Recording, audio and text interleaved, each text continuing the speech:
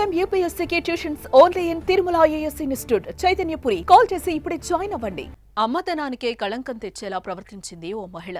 నీ పిల్లలు నా పిల్లలే అంటూ భర్త జీవితంలోకి ప్రవేశించిన ఆమె ఆ చిన్నారులకు నరకం చూపించింది. అభంశుభం తెలియని 6 ఏళ్ల చిన్నారులకు ప్రేమ పంచాల్సింది పోయి వికృత చేష్టలతో ఒక్కరిని బలి తీసుకుంది, మరొకరిని తీవ్రంగా గాయపరిచింది. ఈ అమానవీయ ఘటన గుంటూరు జిల్లా ఫిరంగిపురంలో వెలుగులోకి వచ్చింది.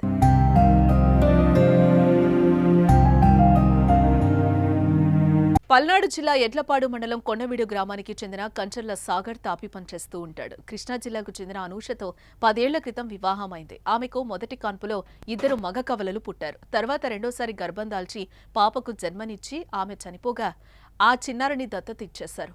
మగపిల్లల్ని మాత్రం సాగర్ తన వద్దే ఉంచుకుంటున్నాడు. ఈ క్రమంలోనే 2 ఏళ్ల కిందట సాగర్కు గుంటూరు జిల్లా ఫిరంగిపురానికి చెందిన లక్ష్మితో రెండో పెళ్లయింది. అప్పట్నుంచి కుటుంబమంతా ఫిరంగిపురంలోనే ఉంటున్నారు. 8 నెలల క్రితం లక్ష్మి ఓ పాపకు జన్మనిచ్చింది. అప్పటి వరకు కవలలిద్దరినీ బాగానే చూసుకున్న ఆమె ఆ తర్వాత వారిని చిత్రహింసలు పెట్టడం మొదలుపెట్టింది. చీటికి మాటికి కొడుతూ నరకం చూపుతున్నా భర్త పట్టించుకోకపోవడంతో మరింత రెచ్చిపోయింది.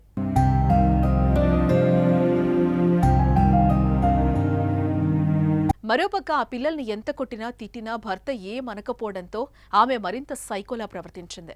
ఈ క్రమంలోనే ఈ నెల 29న మరోసారి ఈ చిన్నారులను చితకబాదేసింది. వారి అరుపులు ఏడుపులు విని ఇరుగు పొరుగు వారు పిల్లల మేనత్త విజయ్కు సమాచారం ఇవ్వగా ఆమె అదే రోజు ఫిరంగిపురంలో వారుండే నివాసానికి చేరుకుంది. అప్పటికే కార్తీక్ తీవ్ర రక్తగాయాలై అపస్మారక స్థితిలో ఉన్నాడు. మరో బాలుడు ఆకాష్ను బాగా వేడెక్కిన అట్లపెనం మీద చేతులు కట్టేసి కూర్చోపెట్టడంతో కాలిన గాయాలతో విలవిల్లాడుతున్నాడు.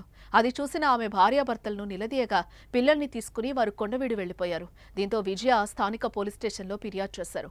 అయితే పోలీసులు కొండవీడు చేరుకునేసరికి కార్తీక్ చనిపోయి ఉన్నాడు. కాలిన గాయాలతో ఉన్న ఆకాష్ను చికిత్స నిమిత్తం గుంటూరు జీజీహెచ్కు తరలించారు.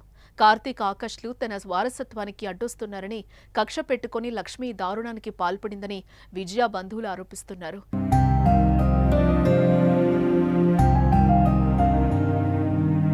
పిల్లల్ని కొట్టినట్లు ఆధారాలు సేకరించామని, వారి ఒంటిపై రక్తపు గాయాలున్నాయని ఫిరంగిపురం ఎస్ఐ రవీంద్ర తెలిపారు. విజయ ఫిర్యాదు మేరకు లక్ష్మీ సాగర్లపై కేసు నమోదు చేసి దర్యాప్తు చేస్తున్నామని వెల్లడించారు. ప్రస్తుతం నిందితులు పోలీసుల అదుపులోనే ఉన్నారు.